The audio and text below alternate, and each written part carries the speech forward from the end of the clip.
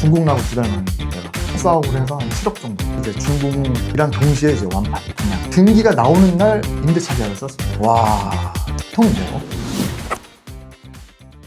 네, 안녕하세요. 필수입니다. 오늘 정말 유명한 분을 모셨습니다. 자기소개 한번 부탁드리겠습니다. 그 중소형 건물 쪽 투자나 개발 관련해서 네. 직접 시행도 하고 있고 PM 컨설팅 교육하고 있는 황금돼지 송양원이라고 합니다. 반갑습니다. 지금 현재 하고 계신 일을 먼저 말씀을 주시면 좋을 것 같아요. 건축사나 시공사한테 가서 설계도 하고 시공도 하고 이제 수익화하는 그런 일련의 과정들을 쭉 겪는데 각 파트 전문가분들을 만나가지고 이제 사업을 진행을 하는데 파트별로 쪼개져 있다 보니까 그거를 하나로 좀 아우를 수 있는 조금 일관된 관리, 네. 주관, 네. 그 다음에 이제 무엇보다 이제 잘 아시겠지만 결국에 잘 하다가 끝에 가서 공실나거나 손절나는 경우가 있다 보니까 엔드단을 고려하고 미리 기획을 해서 앞단을 시작하게 해주는 그런 역할을 하는 일을 하고 있습니다. 네. 그러니까 전체적으로 한 부동산 개발의 프로젝트 매니지먼트를 하는 그렇죠. 사업이죠. 네.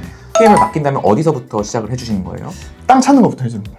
크게 보면 네 덩어리예요. 네 덩어리 플러스 알파가 있습니다. 첫째 덩어리가 중개입니다. 땅 네. 찾는 거. 그 다음에 이제 건물을 디자인을 하죠. 설계, 컨셉 잡고. 그 다음에 이제 만들죠. 시공. 네. 그 다음에 이제 수익화합니다. MD. 그 네 개가 사실 약간 기본적인 큰 네 개의 덩어리고 네. 플러스 알파로 금융, 세무, 법무 약간 뭐 그런 것들이 좀 붙죠. 근데 이제 요거를 좀 다 아울러 가지고 이제 하는데 그게 좀 조화롭게 이루어질 수 있도록 하고 그러니까 쉽게 말하면은 원하시는 땅을 찾고 그 땅을 디자인을 하고 시공을 하고 그 후에 금융까지 최적의 선택권을 주는 그런 어떻게 보면 솔루션을 제공하는 거잖아요. 그렇죠. 그래서 이제 뭐 예. 잘 하고 계시는데 그 다양한 이제 파트가 있는데 좀 뭔가 좀 안 맞아. 예. 결이 좀 달라. 네. 아시겠지만 뭐 시공도 잘하고 했는데 설계를 잘못해가지고 맞아요. 공실난 경우도 있었고 막 맞아요. 그랬어요. 맞아요. 그러니까 이거를 다 뭐 직접 다 해주는 게 아니고 약간 스페셜리스트라기보다는 제너럴리스트인 거죠. 근데 이걸 제가 직접 모든 바퀴를 여러 번 해봤다 보니까 그 사람의 니즈나 컨셉에 맞게 이 조합을 잘 해주고 이 조합된 이 전문가들이 이 건축주 고객을 위해서 네. 잘 일을 할 수 있게 좀 케어도 하고 계약 관계도 봐주고 그런 거를 좀 총체적으로 한다고 보시면 돼요. 그래서 성공 사례가 상당히 많았는데 몇 가지 한번 대표적인 사례들을 말씀 줄 수 있을까요? 성공사에는 일단 뭐 저는 한 6년 차 되니까 한 5, 6년 전에는 주택 건물 많이 했어요. 수강생 분들도 뭐 상가주택이나 네. 빌라 이런 걸 굉장히 많이 지었고 뭐 그런 거는 임대 잘 해서 이제 운영을 하고 있고 최근에 와서는 아무래도 주택 규제를 많이 하다 보니까 상업용으로 많이 하고 있어서 상업용 레퍼런스가 많은데 대표적으로 제가 직접 한 거는 한 2, 3년 전에 방배동에 네네. 꼬마 빌딩 하나 지어가지고 중국 나고 2달 만에 이제 내가 와, 중국 나고 2달 만에 판다는 게 쉽지가 않은데 그 차이가 한 어느 정도? 그때는 에코티 그러니까 자기 자본 예. 14억으로 해서 한 7억 정도 그래서 총 기간 1년 와, 50% 이렇게 세전 그 둔촌동 인근에 빌라를 하나 지었었어요. 다세대 빌라. 예. 그래서 그것도 이제 중공이랑 동시에 이제 완판 분양. 근데 그때 이제 운이 좋았던 게 막 전세 사기 막 터질 때여가지고 분양 안 되나 했는데 다행히 거기에 모아주택으로 이제 묶이면서 좀 약간 분양이 잘 돼서 막 근데 거기는 큰 재미는 못 봤는데 그 시기적인 걸 감안했을 때는 잘했다라고 보여지고 그 다음에 비교적 최근에는 작년 초에 그 논현동에 이제 올근생 건물 학동역 뒤에? 네, 학동역 네네. 뒤에 이제 그거는 준공 그 등기가 나오는 날 임대차 계약을 썼습니다. 와, 통인데요. 예. 네, 그래서 그거는 지금 운영을 하고 있고 예. 올해 조금 매각을 하려고 시도 중인데 좀 팔아주세요. 네, 알겠습니다. 노력하겠습니다. 그 건물 맞은편에 공실도 있는데 그 건물만 유독 PM을 되게 잘했다기보다 어떤 부분을 중점으로 봤기 때문에 임대차가 잘 들어갔고 운영이 잘 되는 걸까요? 학동역 있는 거는 이제 PM은 아니고 제가 네. 이제 직접 시행을 했던 거고 제가 지금 PM을 하고 있는 것들도 이제 그런 노하우를 이제 적용을 하는 게 강남도 보면은 블럭별로 업종들이 약간 뭉쳐 있잖아요. 예를 들면 청담동 영동 고등학교 있는 데는 약간 한복 그다음에 그 밑에 청담동 그 명품거리 쪽 가면 약간 웨딩 네. 테헤란로 쪽 가면 IT 네. 그다음에 교대 쪽 가면 법무 대치동 가면 또 학원 네, 그렇죠. 업종을 영위하는 사장님들의 니즈를 반영해서 건물을 설계하는 게 굉장히 중요한 것 같아요. 근데 이제 보통 일반적인 건축사 분들이 뭐 그런 거 어느 정도는 아시지만 이제 본인만의 색깔, 자기만의 약간 포트폴리오 건축법은 훨씬 잘 알지만 네. 이제 그거를 엔드단에 있는 임차사나 매수자들의 니즈까지 파악해서 그런 컨셉을 입히는 거는 어렵죠. 어려울 수 있거든요. 네. 이제 아무래도 그러니까 그런 기술자와 투자자의 네. 관점을 다 섞어가지고 상품을 만드는 게 굉장히 중요하지 않나.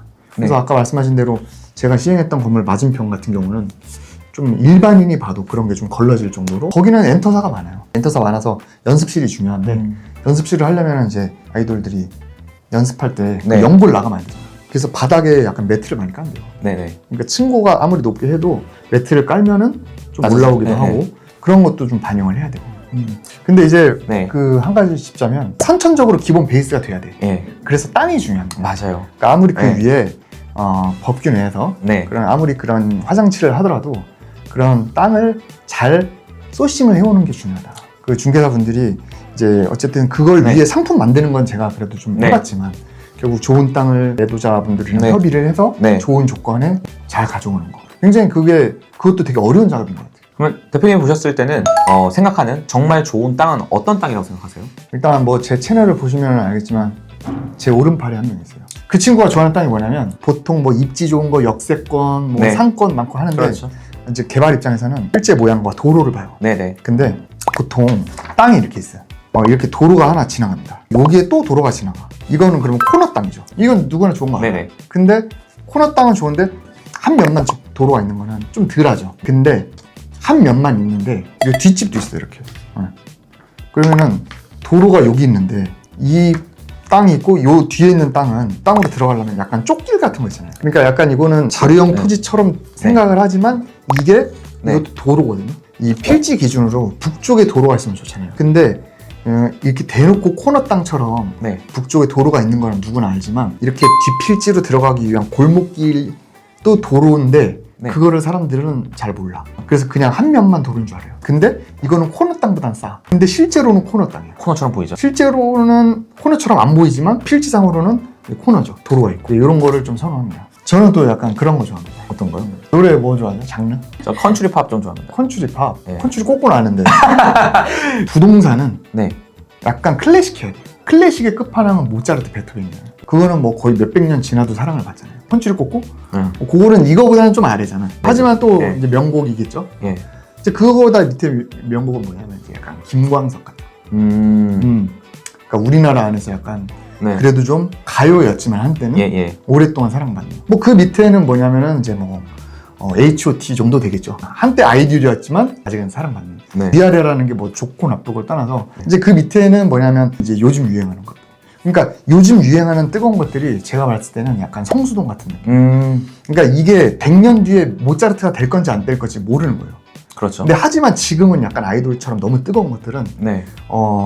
그 미래에 대한 확실성이나 이런 것들이 가늠하기가 어려우니까 지금 당장 막 타오르는 네. 약간 그런 것보다는 어느 정도 역사적으로 검증이 됐던 김광석이나 네. 컨츄리 꼬꼬나 네. 약간 어느 정도 약간 클래식하고 네. 전통성 있고 네. 은근히 약간 온기가 오래가는 네. 약간 그런 거를 저는 좋아하는 것 같습니다. 한남동 좋아하세요? 한남동도 좋아하죠. 김종국이 한남동에 네. 죽이는 거 아세요? 한 남자가 있어. 제 채널이 좀 딱딱한데 순간 부드러워지네요. 부드러워요? 평소에 되게 부드러운데 채널 굉장히 딱딱하네요. 채널이 좀 딱딱해요. 네. 제가 많이 부드러워지겠습니다. 네. 현재 신축 분위기는 어떻고 현재 어떤 땅을 시행을 해야 된다고 좀 생각해요? 신축 분위기 약간 이제 뭐 코로나 때 네. 그때는 뭐 자산 폭등이었잖아요. 그때 아무나 좀 강남 이면에 약간 많이 네. 있었던 시절이 있었죠. 그래서 그때는 뭐 짓기만 하면 막 다 팔렸죠. 다 팔리고 막 2배씩 번다 막 그랬던 시기였는데 그 뒤로 공급도 많아지고 그때 워낙 쓰레기 같은 걸 많이 지원해가지고 네. 그때 그것 때문에 공실 나서 더 정교하게 상품성 있게 지금은 해야 되는 것 같고 지금은 그때보다 공사비도 많이 올랐고 그 다음에 주택 규제도 때린 다음에 안 풀어줬어요. 네. 그러니까 그 규제가 오래되니까 주택에 대한 약간 거부감이 약간 고착화돼서 그 아파트를 제외한 중소형 주택 시장도 많이 좀 침체돼서 빌라 짓는 사람이 요즘 없거든요. 그 다음에 PF도 망가져. 네. 그러니까 약간 PF는 중소형보다는 중대형에 그쵸. 적용되는 금융인데 그것도 PF도 뭐 요즘 안 좋지 않으니까 아예 공급이 완전 다 차단돼서 요즘에는 좀 안 하는데 그나마 작년 상반기부터는 조금씩은 그래도 실사용자 위주로는 하는 것 같아요. 왜냐면 건물이라는 거는 낡기 때문에 언젠간 해야 되는데 네. 이제 뭐 대출도 받고 했지만 실제로 내가 사용할 사람, 실거주할 사람들 예. 위주로 조금씩 이제 하면서 뭐 그렇게는 이제 조금씩은 하는 것 같습니다. 그리고 이제 공사비도 네. 한 2, 3년 전에 엄청 올랐잖아요. 많이 올랐죠. 근데 최근에 1, 2년 동안은 약간 도포하게. 아, 그쵸. 그래서 금리가 고금리 되면 와 금리 오르면 막 장난 아니잖아. 근데 그게 오래되면 적응하잖아요. 맞아요. 사람이 적응을 좀 빨리 해. 그래서 공사비 제가 처음에 5년 전에 건물 지을 때 평당 공사비 500만 원이었거든요. 와, 너무 좋았다. 근데 지금은 그냥 1000만 원이잖아요. 2배잖아요. 네. 근데 생각해보면 여러분 아파트 값도 2배 됐어요. 그렇죠. 그러니까 그게 그냥 자연스러운 물가 상승이라고 봐도 되는데 그때는 와, 이러면 뭐 누가 신축해 했는데 요즘에 또 강남 나가보면 다 하고 있어, 공사장이나. 많이 하고 있죠. 이게 또 적응이 됐고 그래서 이게 약간 올랐던 게 어느 정도 약간 적응이 됐다. 네. 그래서 지금 작년 상반기부터는 조금씩 풀리고 있는 분위기. 근데 이제 공사비도 한 3년 정도 지나면 또 한 번 또 퀀텀 점프할 것 같아요. 정책 때문에. 네, 제로 에너지나 이런 것 때문에 맞아요. 국가에서 건물을 조금 더 빡세게 지어라. 그러다 보니까. 근데 요즘에 또 중대재해처벌법이 좀 강화되잖아요. 맞아요. 그 중소형 건물 시장 개발하는 데 있어서 어떻게 좀 영향이 간다고 생각하세요? 공기를 빨리 못 땡겨요. 그래서 옛날에 네. 제가 처음에 그 상가주택 한 4층짜리, 5층짜리 지을 때 4개월 만에 지었거든요. 4개월 만에요? 네. 가능해요? 근데 요즘에는 그냥 강남에 그냥 꼬마 빌딩 뭐 작은 건 아니고 한 예. 7, 8층짜리 하면은 그래도 한 1년 걸려요. 그러니까 뭔가 공기도 이제 늦어진 게 인허가도 많이 빡세졌지만 네. 그 공사하는 과정에서 빨리빨리 하다 보면 다치거든요. 네. 그러니까 사실 한번 누군가 다치거나 인명사고 나면 네. 더 늘어지니까 네. 조금 돌아가더라도 그냥 천천히 약간 가자. 뭐 그런 분위기는 있어요. 요즘에 그리고 지하층 팔 때, 불토 작업을 할 때 또 문화재 관련해서 또 확인을 또 받아야 되잖아요. 그렇죠. 예. 그런 거. 문화재는 제가 처음 할 때 19년, 20년에도 있긴 있었는데 네. 그게 신고지였어요. 지금은 인허가로 바뀌어가지고 예. 그것도 조금 이제 절차가 복잡해요. 이렇게 좀 갈수록 좀 어려워지는 것 같아요. 맞아요. 네.